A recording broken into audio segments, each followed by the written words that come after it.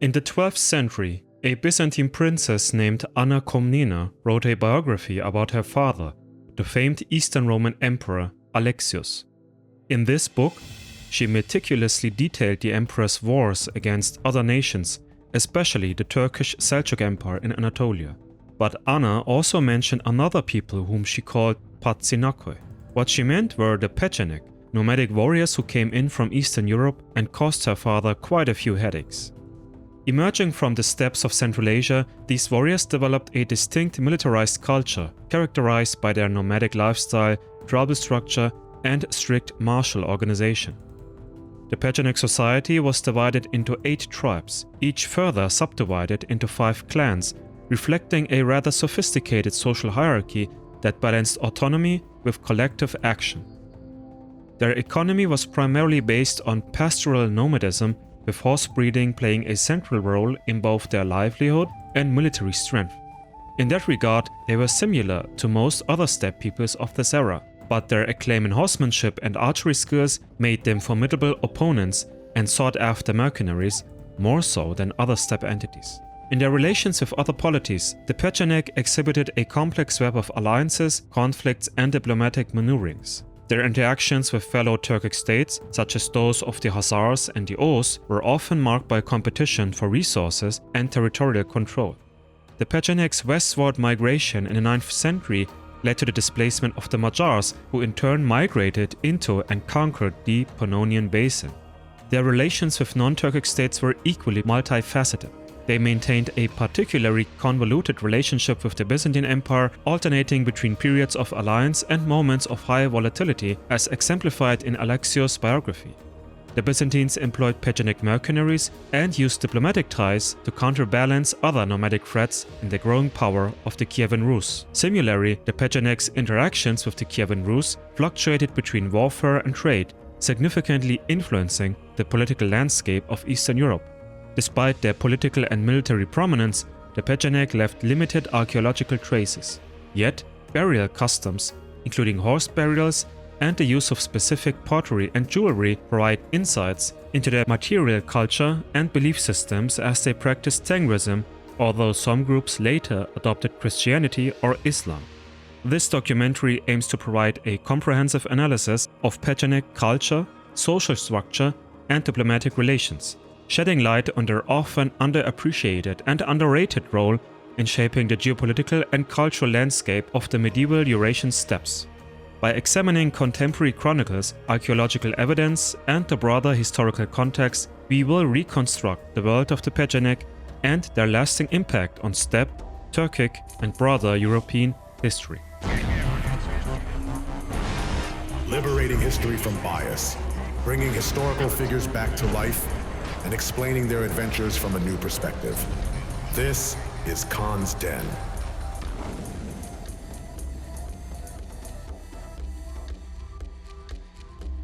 Shout out to all members on Patreon and YouTube who made this possible.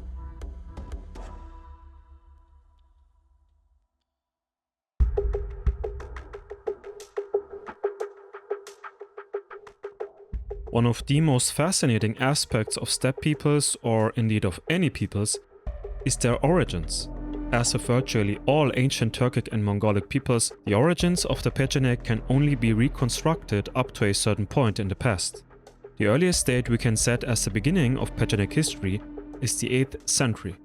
It is typical for steppe peoples of that time to have been called different names, depending on the sources you read. Some entities, like the Göktürks, were consistently called Türk, Türkiye, or Türkiye by their Chinese, Korean, Tibetan, Iranian, and Greek counterparts. Others, like the Tile, have been called a number of different names over the centuries, like Tölos, Gauche, and Dingling. Identifying several names that refer to one and the same people is a challenging task. This also applies to our protagonists in this story. In fact, one of the earliest sources of Pecheneg history does not mention the Pecheneg at all. Instead, a group called Kangal is first mentioned in the Orkhon inscriptions written and erected during the Second Göktürk Empire in the 730s. The Black Turkish tribes always bowed their heads. We stopped those tribes at Tabar, and I led an army to the Iron Gate that I could organize the Sogdians. Then the Turkish became enemies. They went towards the Kengeris. Our army had weak horses and no food. The Kengeris of this inscription can be confidently identified with the Kangar. From 659 to the 700s, the Kangar Union consisted of various tribes that ruled from the Zetyusu region near Lake Balkhash in Kazakhstan. During this period, they rose to considerable prominence, asserting their dominance over various Turkic groups, including the Oğuz Turks, Pechenegs, and even the Kipchaks. Their sphere of influence reached as far as Tashkent, including various cities in Bactria and Sogdia. The Kangar's growing influence eventually led to confrontations with the Second Göktürk Empire, as evidenced here, but it seems that the Kangar successfully resisted Göktürk domination. The collapse of the Second Göktürk Empire in 745 AD ushered in a period of political fragmentation among Turkic groups, each vying for autonomy. This power vacuum provided an opportunity for the Oğuz, who had been integrated into the Kangar Confederation, to assert their independence. Allied with the Pecheneg, the Oğuz successfully dismantled the remaining Kangar tribal structures. At the same time as these internal conflicts, the region faced external pressure from Arab raids. Targeting the prosperous urban centers of Central Asia, these raids further destabilized the political landscape. In this turbulent environment, the majority of the Kangar tribes succumbed to Oğuz domination. However, free tribes managed to maintain their autonomy and subsequently evolved into the entity known as the Pecheneg. Within a few years, these three left the area and compromised between the Oğuz and Kimmegrams, settling along the Oxus River. Now, the Oxus is known as Ceyhun in the many Turkic languages and in Arabic, and as Amudarya among the local population. In essence, the Pecheneg had once been part of the Kangar. The Kangar, in turn, could be identified with the ancient Kangli of Chinese sources, nomadic peoples known for their wheeled carts and high mobility. If the Pecheneg were indeed once part of the Kangli, they could be counted as one of the oldest Turkic peoples. But the name Kangar did not die off yet, as we will see later. Alas, there are other sources that shed light on the Pecheneg's beginnings. A report by Uyghur diplomats to the Chinese Tang dynasty mentioned a people called Pechenegs who fought against the Oğuz in the 8th century. This report was transmitted in the Tibetan language. Pecheneg was therefore the name the Tibetans used for the Pecheneg. They were not far off either. The original Turkish name is Pechenegs, also spelled with a B. It's very similar to Bacanak, which means brother-in-law in the Turkic languages. Perhaps the other Turkic peoples gave this name to designate the Pecheneg as a related people, but not related by blood. The next stop in our Pechenegs chronicle is around 800 AD, when the Pecheneg again clashed with the Oğuz Turks. By this time, the Oğuz had settled in the Aral Sea region. A highly militarized society, the Oğuz were much in demand as mercenaries in the Arab Abbasid Caliphate and elsewhere. But the Pecheneg were also excellent warriors. So when the two clashed over control of the trade routes and hubs along the Silk Road, excellent sources of income for nomadic peoples mind you, the conflict was so monumental that it was recorded as far away as the lands of the Tibetans and Uyghurs. The Oğuz won. They forced their quote-unquote relatives to leave the area once and for all. This was reported by our good old friend Al-Masudi, whom we have quoted in the third video in a row now. Al-Masudi's Meadows of Gold is really essential for chronologizing this period in Central Asia. The Pecheneg could only move further west. Thus, many Pecheneg migrated towards the Volga River. Before we continue with the adventure of this fierce Turkic people, here's a quick intermission in the name of Khan Sten. You can support my cause, or rather our cause, by joining the members here on YouTube or over on patreon.com/KhanSten. As a member, you get exclusive access to behind-the-scenes footage and early access to all major documentaries before they go public on YouTube. Also, all members get a discount for my store, khanstenshop.com, where you can purchase official merchandise. From t-shirts to mugs and mousepads to my very own historical book about the Göktürks, all members get exclusive discounts depending on their tier. Those of you who joined Tier 3 and Tier 4 get the ebook of my Göktürk book for free, by the way. By becoming a member and buying merch on my store, you support me to keep this project afloat. Because believe me, the revenue for such historical videos is rather low in comparison to video game streams or beauty blogs or whatever. But the more members we gain, the more I can improve the quality of all Khan Stan media. Lastly, don't forget to follow me on social media. With that being said, let's take a look at the Pechenegs' journey to Europe and their split in Central Asia. But on the other hand, some Pechenegs stayed. They were either forcibly integrated into the Oğuz Turkish state or joined them out of sheer fear of retribution. These Pecheneg were later counted as one of the 24 tribes of the legendary Oğuz Turk state. This is an aspect that may be confusing to many, for if we look at the world map, we will suddenly see two Pecheneg groups, one moving into Europe and one becoming part of the Oğuz in Central Asia. The Tamga, or symbol of tribal affiliation of the Oğuz Pecheneg, resembles a grey falcon. This symbol in turn is taken from the 11th century compendium Divati Ligüt Türk by Mahmud al-Kashgari. In the previous video about the Karahanids, I hinted at its importance for understanding Turkic history by showing this world map from his book. The map is centered on the Karahanid capital of Balasagun. Here are the Pecheneg. Al-Kashgari documented the Oğuz tribes very accurately. He placed the Pecheneg in 19th place. They were grouped together with 3 other Oğuz tribes, including the Bayondul. It seems that within this group, named after Gökhan, son of the legendary mythical figure Oğuz Khan, the 4 tribes were allied with each other. Perhaps they only shared the neighborhood. While the Pecheneg within the Oğuz state left little traces and were barely involved into larger conflicts, the migrating Pecheneg left a trace of devastation. Eager to find new land to settle in, they wandered in a group of perhaps several 10,000 people. But aside from remaining politically independent, a secondary goal was to simply, literally, find new, fresh, fertile land for their cattle.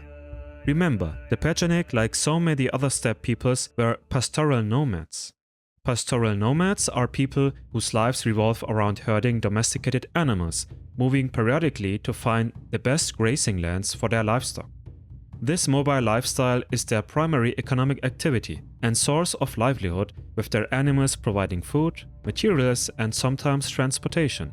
Typically organized into family or clan-based groups, pastoral nomads have adapted to survive in harsh environments like deserts, steppes, or even tundra, where agriculture is rather challenging.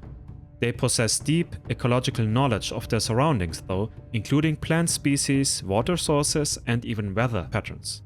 Or, as Professor Peter B. Golden once pointed out, but it's a mistake to think that nomads are always entirely nomadic. Nomads, of course, they have to survive the winter. They don't nomadize in the winter. And they have the kushlak, the winter quarters, and that's always a fixed area. And sometimes it begins to take on urban elements, or at least proto-urban elements, so town-like activities. They found in Khazar sites along the Volga and elsewhere a lot of fish hooks, which means that there were people in Khazaria who engaged in fishing during certain times of the year. That's not something we automatically associate with nomads, but yes, it makes perfectly good sense if you're in a confined area, a safe area for the winter, waiting until the grass grows again in the spring, and you have to do something, and fishing is one thing you can do. Their unique way of life led to distinctive cultural practices and social structures adapted to mobility. While largely self-sufficient, they often traded with settled communities, exchanging animal products for goods they couldn't produce themselves. This is why the Pechenegs specifically aimed for the Volga River, as it was home to a variety of traders and merchants from Europe and Asia, aiming to trade goods they had brought with them in exchange for gold, food, or other valuable goods. But the Pecheneg were not the first nomads to figure that out.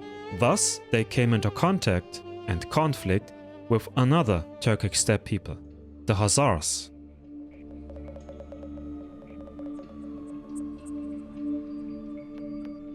The Khazar Khaganate has been covered on this channel a while ago, and their video remains the most popular to date on Khan's den.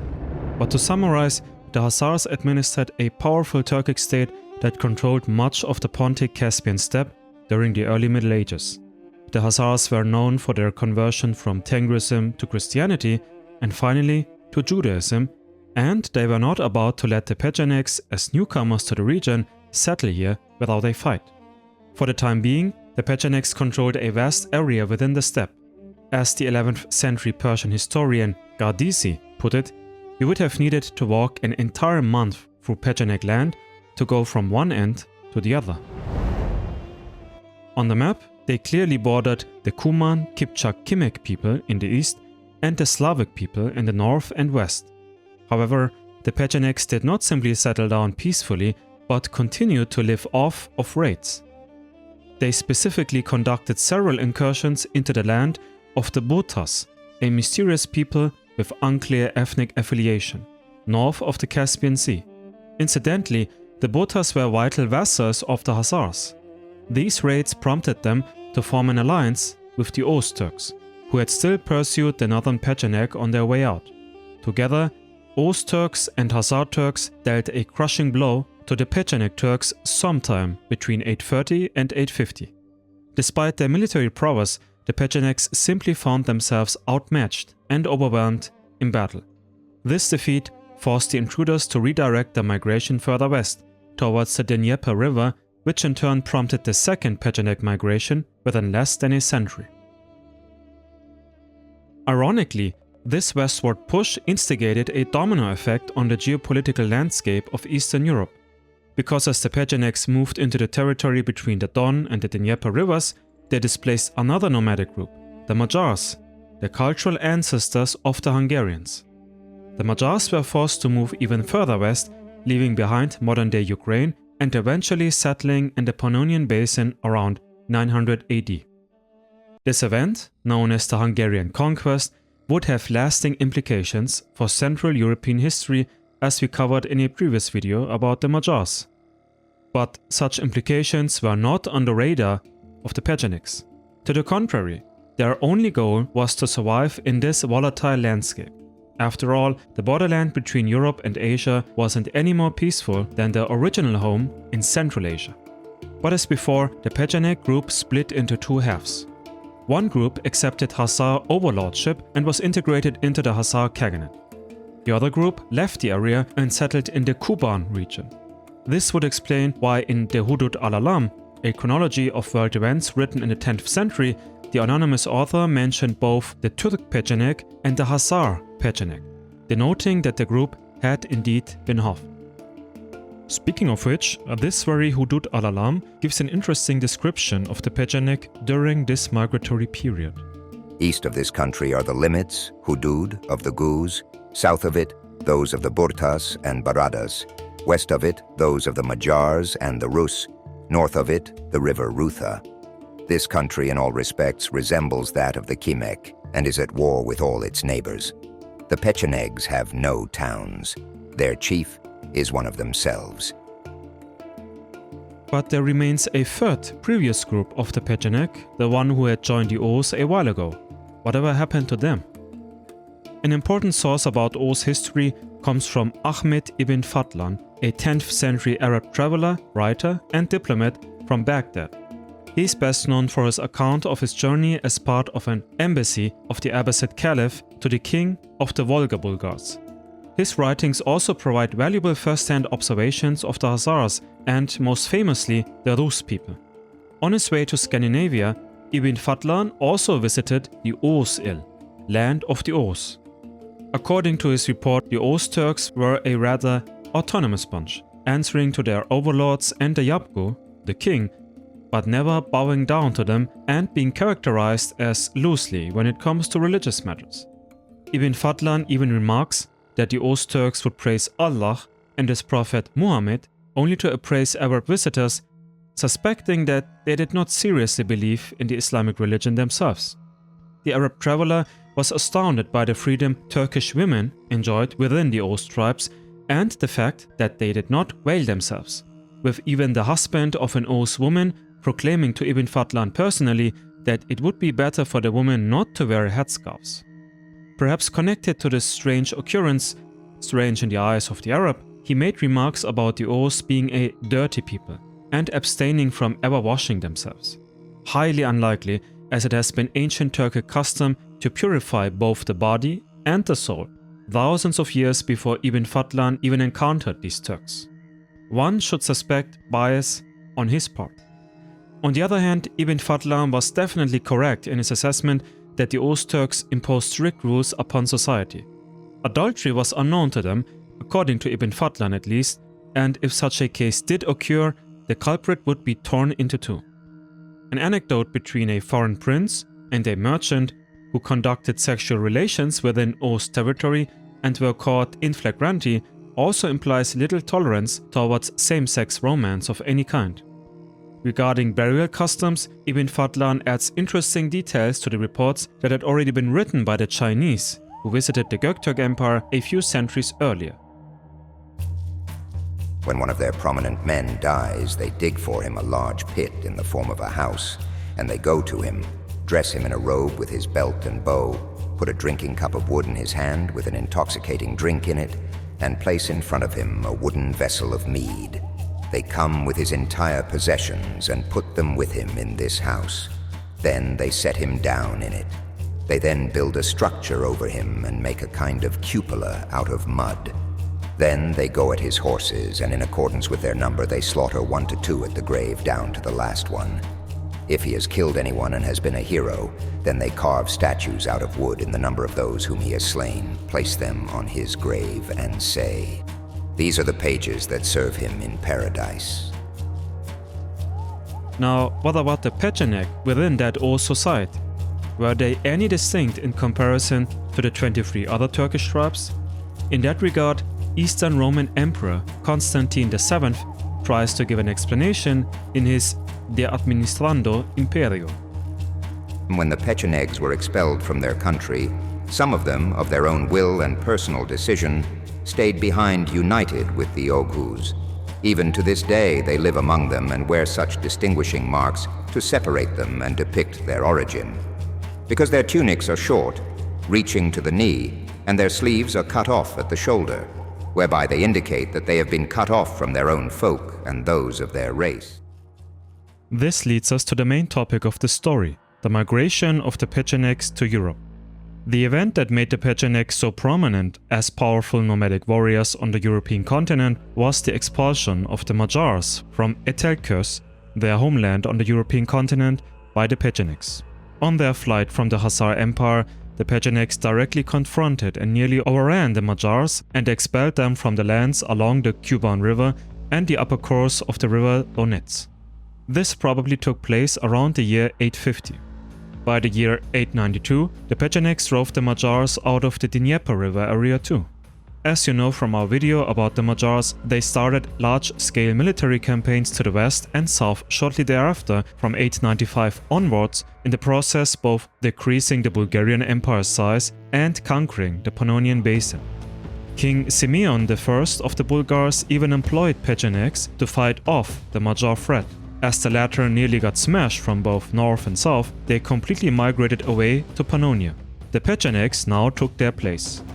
These Turkic nomadic warriors controlled an area that reached from the lower Danube up to the Don area and included the Crimean Peninsula.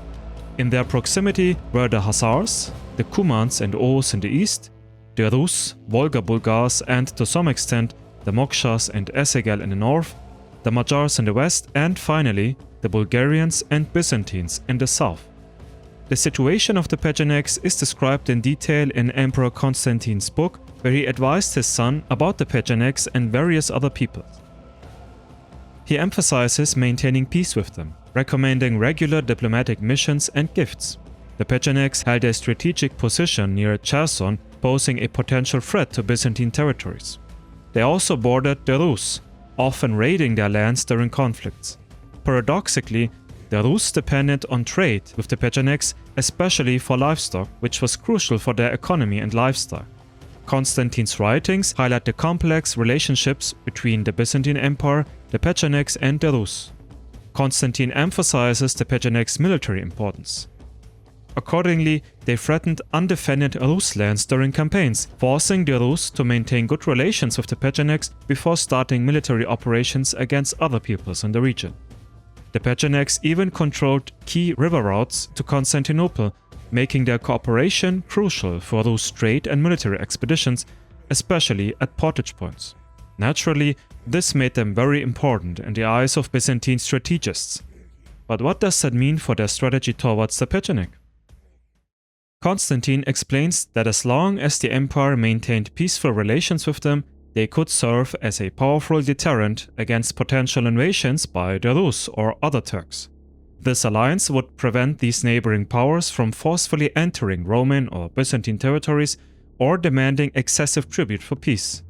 The emperor again notes that the Byzantine Empire can potentially direct this nomadic force against them during their campaigns. In this sentence lies the hidden truth that the Byzantine Empire not only watched from a distance, but also hired mercenaries of Pecheneg stock in military campaigns. That decision was not only grounded on their position as a buffer state, but also in the Pechenegs' aforementioned mobility and military prowess, with Constantine stating that they could serve as a powerful tool for the Byzantine Empire to maintain its security and diplomatic leverage against its neighbors. There is one interesting observation about the Pechenegs' relations with the Turks by Emperor Constantine.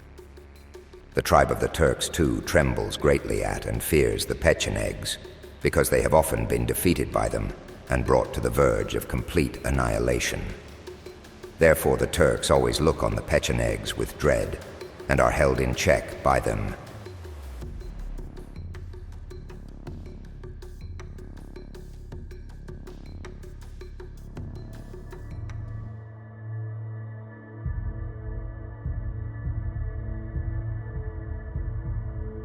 By the 10th century, the Pechenegs had firmly established themselves as the dominant force in the Pontic steppes. Their strategic position, straddling the lands between the Byzantine Empire, Kievan Rus, and other regional powers, catapulted them into a pivotal role in Eastern European geopolitics. This era marked the zenith of Pecheneg influence, a time when their horsemen thundered across the steppes, their arrows whistled through the battlefield air, and their diplomats whispered in the courts of emperors and princes alike. The relationship between the Pechenegs and the Kievan Rus was a complex fabric of conflict and cooperation woven over decades of interaction. In 915 AD, the first peace treaty between these two powers was recorded. Prince Igor of Kiev, recognizing the strength of these nomadic warriors, sought to secure his southern borders through diplomacy rather than war. This treaty marked the beginning of a tumultuous relationship that would shape the region for generations to come.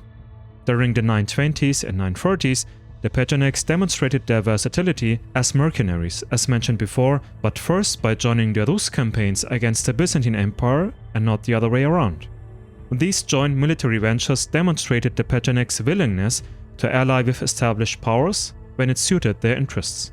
Yet, the alliance with the Kievan Rus was far from stable. In 968, while Prince Sviatoslav I was embroiled in a campaign in Bulgaria, the Pechenegs launched a daring attack on Kiev herself. The city, left vulnerable in the absence of its warrior prince, found itself besieged by the nomadic horsemen. The siege was only lifted by the cunning of a Rus general who tricked the Pechenegs into believing that Sviatoslav was returning with a massive army. This episode highlighted the opportunistic nature of the Pechenegs' warfare and the constant threat they posed even to their occasional allies. The Pecheneg-Rus hostilities culminated in 972. As Prince Sviatoslav I returned from a campaign laden with booty and glory, he fell victim to a Pecheneg ambush near the treacherous Dnieper rapids. In a brutal display of their warrior ethos, the Pechenegs not only slew the prince, but, according to legend, fashioned a drinking cup from his skull. This grisly trophy served as a stark reminder of the harsh realities of steppe warfare and the precarious nature of power in this volatile region. We are not talking about a peaceful time in human history. While the Pechenegs clashed with the Kievan Rus to their north, they played an equally significant role in Byzantine diplomacy and warfare to their south. The Byzantine Empire, ever pragmatic in its foreign policy, viewed the Pechenegs as both a formidable threat and a potential ally to be cultivated and manipulated. In 917 AD, our often cited Emperor Constantine VII, demonstrating the Byzantine penchant for complex diplomatic maneuvering, attempted to forge an alliance with the Pechenegs against the First Bulgarian Empire. This plan ultimately faltered due to logistical challenges.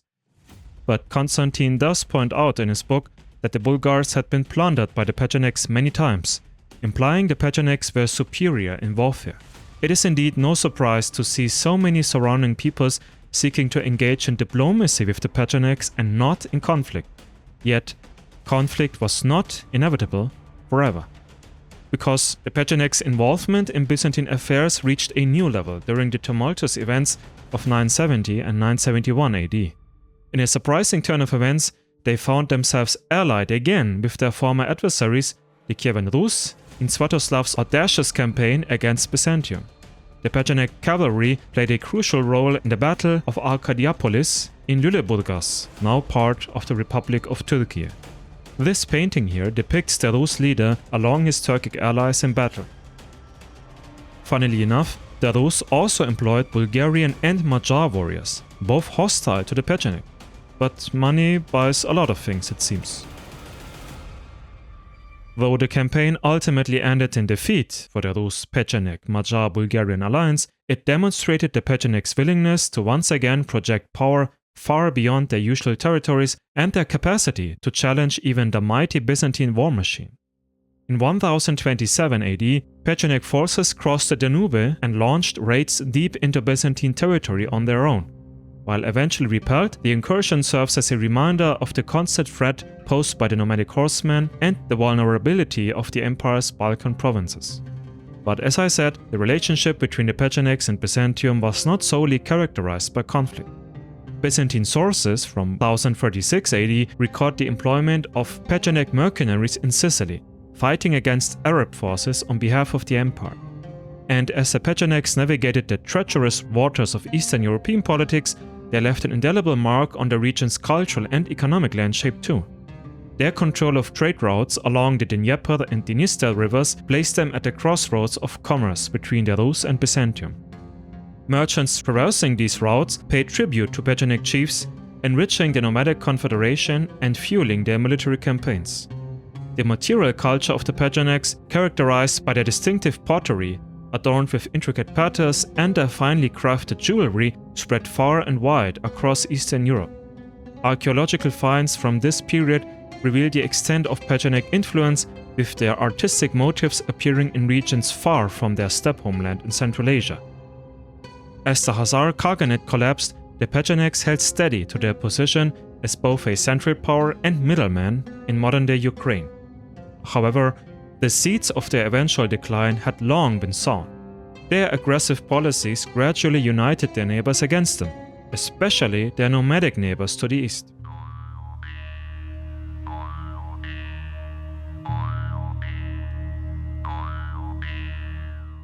The constant raiding and political maneuvering that had once been sources of strength began to create a ring of hostile powers around Pecheneg territories. Beginning in the middle of the 11th century, new nomadic Turkic warriors began to appear on the eastern horizon of Europe, particularly the Cumans, which were actually the Kipchaks, who began challenging Pecheneg dominance in the steppes. The Kipchak-Cuman Federation had been established after the Kimik Federation dissolved. The Bayandul, having been an integral part of the federation, quit the Kimik and joined the Oğuz Yapgu state. The Kipchaks used this as an opportunity to gain power within the state. Both hungrier and often more numerous, these Kipchaks advanced into the west and, by now, had begun increasing pressure on Pecheneg grazing lands and trade routes. In 1036 AD, Yaroslav, the Wise of Kiev, seeking to avenge years of raids and secure his southern frontier, inflicted a crushing defeat on the Pechenegs near Kiev. This battle marked a turning point, pushing the once dominant nomads further south and significantly weakening their power in the region. The internal cohesion of the Pecheneg Confederation also began to fray. By the 1050s, internal strife led some groups to seek Byzantine protection, crossing the Danube and settling in imperial territory. This fragmentation of Pecheneg unity was both a symptom and a cause for their declining power. Yet, even in decline, the Pechenegs remained a force to be reckoned with. In 1087 AD, they achieved a significant victory over Byzantine forces led by none other than Alexios I Komnenos near Dristra. Anna Komnena, the daughter of Alexios, said the following about the Pechenegs. A reasonable comment on these barbarians, the Scythians, Pechenegs. Their incursions did not begin in any one of the 4 seasons only to end in the next, lasting from the start of summer, for example, till autumn, or even to late autumn and the cold weather. The Pechenegs did not limit their evil activities to a whole year even, but in fact troubled Rome over a long period. Specious arguments failed to divide them, and, despite the emperor's repeated efforts to win them over by all kinds of enticement, no deserter came to him, even in secret, so inflexible was their determination. The emperor's policy was to make use of the Pechenegs against the Cumans, if the latter again approached the Ister and tried to seize territory beyond it. Emboldened by this, the Pechenegs broke the treaty. With their old savagery, they murdered the neighboring cities and country districts. The truth is, all barbarians are usually fickle and characteristically unable to keep their pledges. Alexios did get his revenge when he crushed a Pecheneg army at the Battle of Livonion in 1091. As the 80,000 Pechenegs went into battle, they only faced a small Byzantine force of 20,000.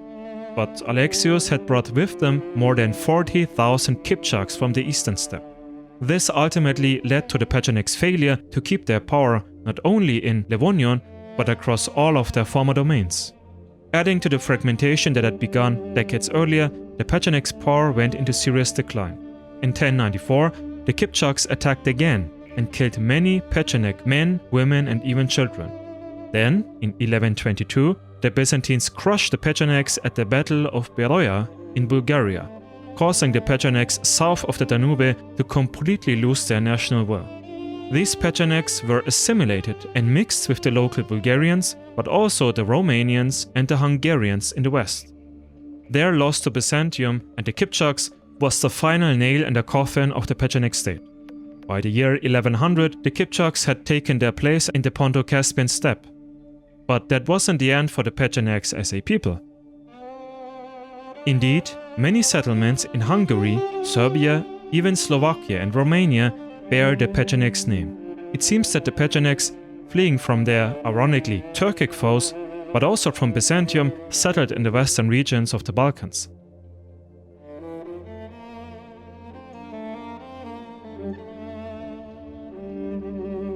Interestingly, Pecheneg remains can also be found in Turkey and Azerbaijan. At the Battle of Manzikert in 1071, the Byzantines wanted to employ Pecheneg warriors against the invading Turkish Seljuk forces of Sultan Alp Arslan. But before the battle, the Pechenegs switched sides and joined the Seljuks. They were accompanied by a people recorded as Oğuzes or Oğuz, which undoubtedly must have been the Oğuz Turks who used to live in the Pecheneg vicinity and were also recruited as mercenaries in Constantinople. Ultimately, the Seljuks' victory over Byzantium was also in part thanks to the Pecheneg and Oğuz warriors. As the mass migration of Oğuz Turkish people set in shortly thereafter, resulting in the mass settlement of Anatolia by Turkish people, thousands of Pecheneg also settled in certain areas, especially in Eskişehir, Ankara and the Aksaray areas. In a twist of fate, the Pechenegs of Europe might have met their cousins of those Pechenegs who were once integrated into the Oğuz-Yapgu Federation 2 centuries earlier. Who knows? And even after the state's downfall, the Pechenegs as warriors hadn't lost their reputation either. Much later, in the 12th century, Pechenegs are noted to have fought on behalf of Byzantine Emperor Manuel of the Komnenos dynasty against the Norman king of Sicily, William the Bad.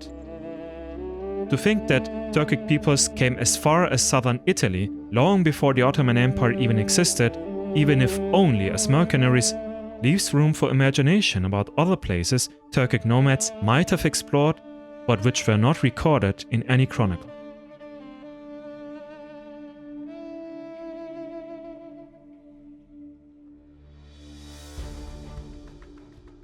So what remains of the Pecheneg, aside from a few settlements? Arguably, not a lot. Unfortunately for any historian, the Pechenegs behaved just like many other steppe peoples before them and left little traces behind. There are many balbas that were erected by the Pechenegs for the Pechenegs, and traces of settlements in their home base, the Danube Basin, were also found. Apart from those findings, the legacy of the Pechenegs is difficult to classify. Like many steppe peoples, they left Central Asia due to war and political conflict and invaded another region or continent, wreaked havoc there, and later took care of a delicate balance between outer conflicts and inner harmony due to economic advantages by trade, resources, and so on. But the Pechenegs did have one very important role for Eurasian steppe and for Turkic history. Firstly, they chased the Magyars away. Those Magyars settled in Pannonia and from there conducted countless military operations across most of Europe. By consolidating their military power, they founded the Kingdom of Hungary and decisively shaped the fate of Europe for the following millennium on a political and cultural level. Secondly, the Pechenegs kept the Rus at bay, hindering their access to Byzantium while also sabotaging any state-building attempts. Thirdly, the Pechenegs' wars against these two and against the Bulgarians improved the Byzantine stance towards any northern neighbors. But the Pechenegs mostly served Turkic culture, because with their people they brought in their culture, their traditions, their language, and so on. While very little is known in detail, they were influential in keeping Turkic culture the dominant factor in the Ponto-Caspian steppe. As the Cuman-Kipchaks drove them away, the latter held easy sway over this area, because its inhabitants were already used to Turkic types of government. Today, little of the Pecheneg remains, including their descendants. Whether in Europe or by way of the Oğuz in Turkey and Azerbaijan, the Pechenegs' descendants often are well aware of their ancestral line. They should know that their warrior people were also accustomed to trade and diplomacy and left an indelible mark on both European and Central Asian history.